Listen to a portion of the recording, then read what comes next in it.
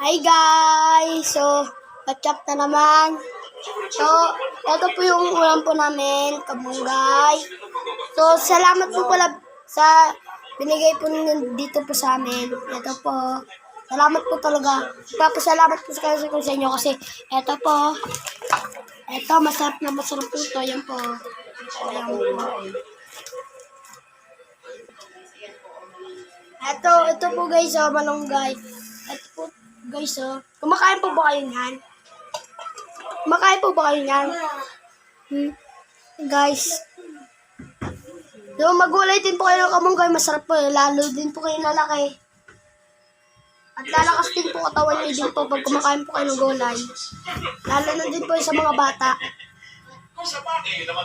Ito po yung pinagdala nito sa amin natin. Salamat po. So, ito po, meatloaf, tuna,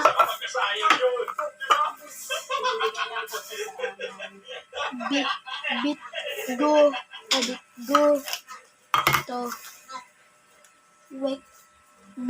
weak bell. Salamat po doon. Tsaka ito po,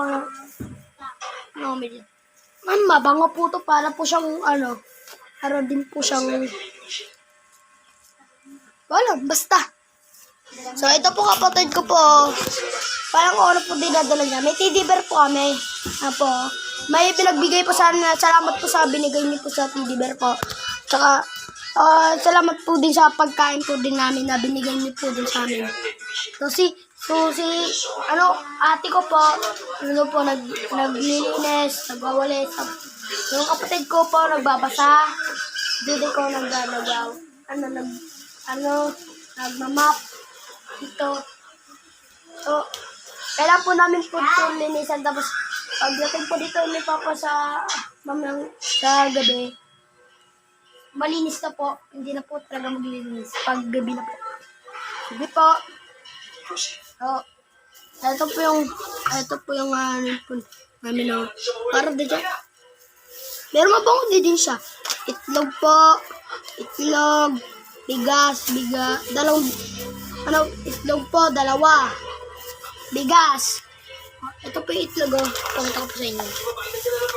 Ay, hindi pa pala. Itlog po. 3. Bigas. 3. Okay.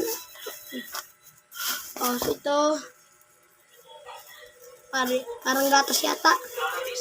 Tapos ito po, chocolate. Tapos ito po,